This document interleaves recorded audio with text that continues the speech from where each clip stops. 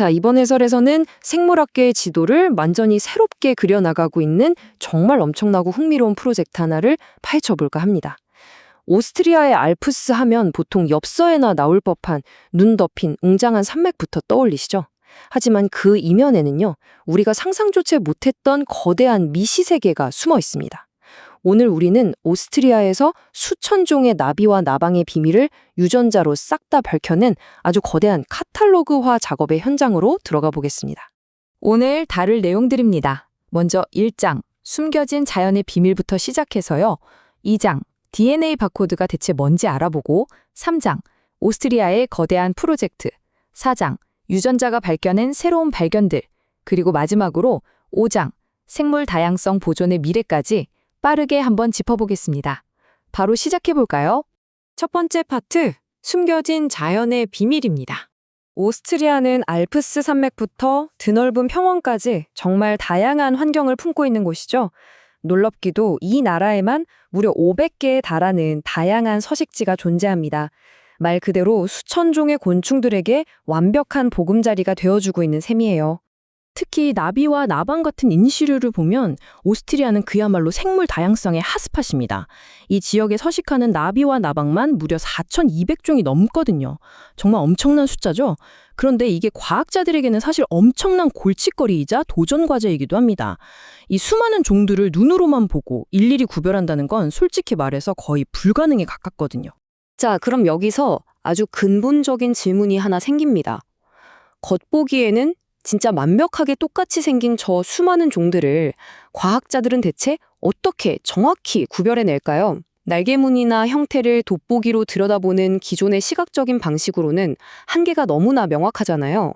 여기서 바로 두 번째 파트, 종식별의 혁명인 DNA 바코드가 등장합니다. DNA 바코딩이 뭐냐고요? 이건 우리가 마트 계산대에서 상품 바코드를 삑 하고 스캔해서 그게 무슨 물건인지 정확히 알아내는 거랑 완전히 똑같은 원리입니다. 다만 그 검은색 줄무늬 바코드 대신에 생명체가 가진 아주 짧은 특정 유전자 서열을 스캔하는 거죠. 이걸로 종을 빠르고 정확하게 알아내는 그야말로 혁신적인 기술입니다. 과정도 꽤 심플합니다. 딱 3단계인데요. 첫째, 자연에서 나비나 나방 표본을 채집합니다. 둘째, 그 표본에서 COI라고 부르는 특정 유전자 서열을 쫙 뽑아내서 분석하죠. 그리고 마지막으로 분석된 유전자 서열에 일종의 디지털 신분증 번호인 바코드 인덱스 번호, 즉 빈을 딱 부여하는 겁니다. 이렇게 빈이 부여되면 그게 바로 해당 종을 완벽하게 대표하는 고유한 지표가 되는 거죠. 세 번째 파트, 전국 규모로 진행된 오스트리아의 거대한 프로젝트입니다. 이 23,500이라는 압도적인 숫자가 보이시나요? 연구팀은 무려 23,500건의 곤충 표본에서 DNA 시퀀스를 성공적으로 추출해냈습니다. 그러니까 단순히 몇 마리 잡아다 샘플링한 수준이 아니라요. 아예 국가 전체의 생물군을 유전적으로 싹 다 카탈로그화해버리는 어마어마한 작업을 해낸 겁니다. 그런데 여기서 정말 흥미로운 부분이 바로 이 85%라는 수치입니다. 오스트리아에 존재한다고 알려진 나비와 나방종의 무려 85%가 이 유전자 라이브러리에 성공적으로 매핑됐다는 뜻이거든요. 곤충처럼 종이 이렇게나 다양한 집단에서 한 국가의 85%를 커버했다? 이건 유전학적 생물조사에서 진짜 엄청난 금자탑을 세운 겁니다. 게다가 이 방대한 데이터베이스는 밤나방상과 자나방과 입마리나방과 등등 수많은 주요 곤충과들을 아주 촘촘하게 다루고 있습니다. 어느 한쪽 생물군에만 편중된 게 아니라 생태계 전체를 아우르는 거대한 종합 유전자 도서관이 완성된 거죠.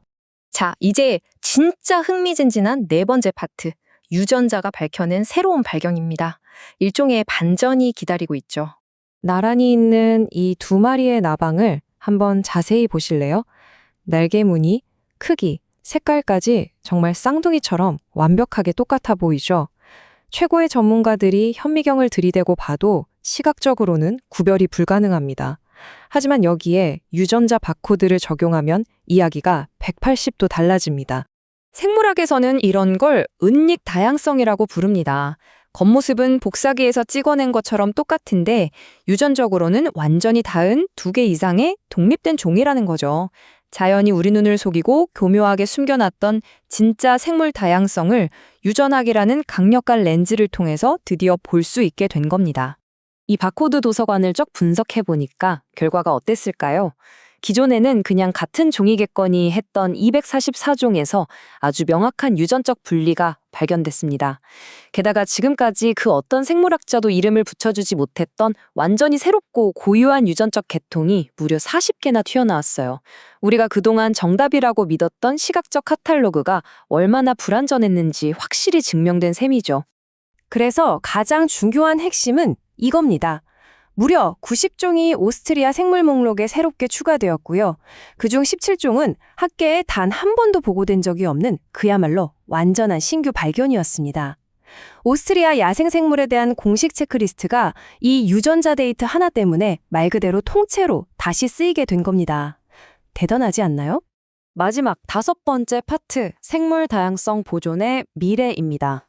이 데이터가 현실에서 어떤 역할을 하느냐, 이게 제일 중요하겠죠. 가만히 생각해보면 우리가 생태계에 정확히 누가 살고 있는지도 모르면서 어떻게 그 생태계를 제대로 보호할 수 있겠습니까? 정확하게 종을 식별해내는 건 멸종 위기종을 돕고 생태계 건강을 평가하는 가장 기본 중의 기본입니다. 이제 DNA 바코딩 덕분에 멸종 위기 적색 목록을 평가할 때 대충 눈대중으로 하는 게 아니라 아주 정밀하고 과학적인 기준을 세울 수 있게 된 겁니다. 앞서 우리가 은닉 다양성을 찾아냈다고 했잖아요. 이게 무슨 의미냐면 그동안 우리가 전혀 눈치채지 못했던 고유한 종들이 사실은 심각한 멸종 위기에 처해 있었을지도 모른다는 뜻입니다. 그냥 흔해 빠진 하나의 종인 줄 알았는데 알고 보니 보호가 아주 시급한 소수의 희귀종 여러 개로 나뉘어 있을 수 있다는 거죠. 분자 단위의 유전자 분석은 우리가 이런 치명적인 실수를 저지르지 않게 막아주는 가장 강력한 무기무가. 지금까지 우리는 오스트리아의 거대한 유전자 도서관 프로젝트를 통해서 눈에 보이지 않는 경이로운 생명체들의 세계를 해설해드렸습니다. 이 엄청난 성과를 보고 나니 저는 이런 질문이 하나 떠오르네요. 당장 우리 주변, 우리가 매일 걷는 뒷산이라 공원에는 아직 우리가 발견하지 못한 얼마나 더 많은 생명체들이 조용히 숨쉬고 있을까요? 오늘 해설에 함께해 주셔서 정말 감사합니다. 계속해서 호기심을 갖고 우리 자연의 숨겨진 비밀을 함께 탐구해 나갔으면 좋겠습니다.